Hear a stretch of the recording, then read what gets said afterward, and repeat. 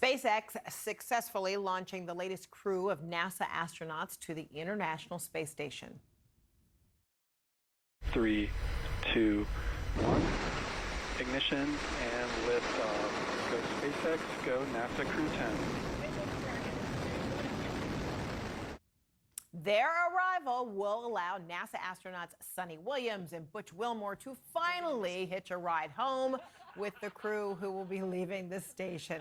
The two were only supposed to be at the ISS for about a week, but technical issues turned it into a 9-month stay. Both crews will be on the station together for several days to complete the handover. Joining us right now, Leroy Chow. He's a NASA astronaut and commander of the International Space Station, formerly. Great to see you. So quickly, kind of take us through how this mission will work when you have an existing crew meeting up with an arriving crew, and then they work together in kind of a transitional mode.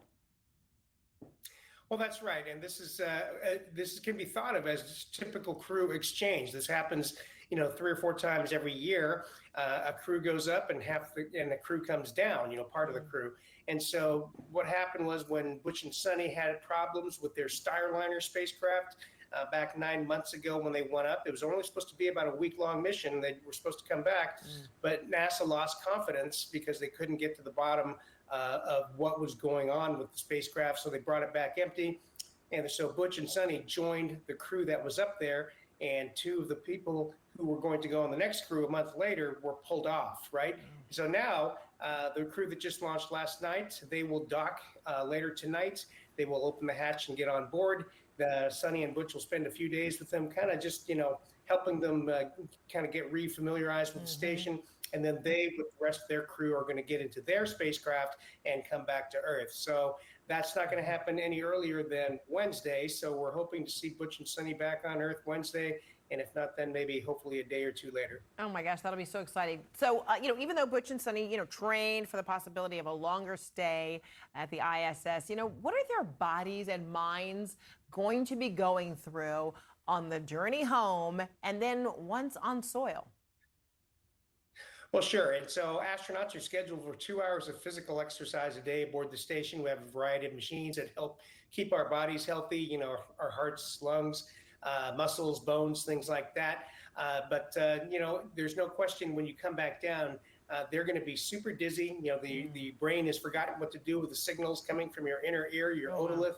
And so, it can make you feel a little uncomfortable. But after a week or 2, they should be back to more or less feeling normal. So, they're really, I'm sure they're eager to come down. This unexpected 9-month delay, no question, has interfered with their personal lives, with their families, with maybe even their professional plans. But once they get back on Earth, they'll be able to kind of take care of all those things. So I'm sure they're eager to get down. Yeah, and I know they're both in great shape. You got to be an astronaut, and we've seen pictures of her as a runner. I mean, she's an avid runner and has an amazing form. But you have to wonder, even with that kind of conditioning, that kind of strength, what kind of toll this whole thing may have taken on their bodies that you couldn't really, expect. Oh, and you got to say that really quick because we're almost out of time, but I'll give you an opportunity to talk.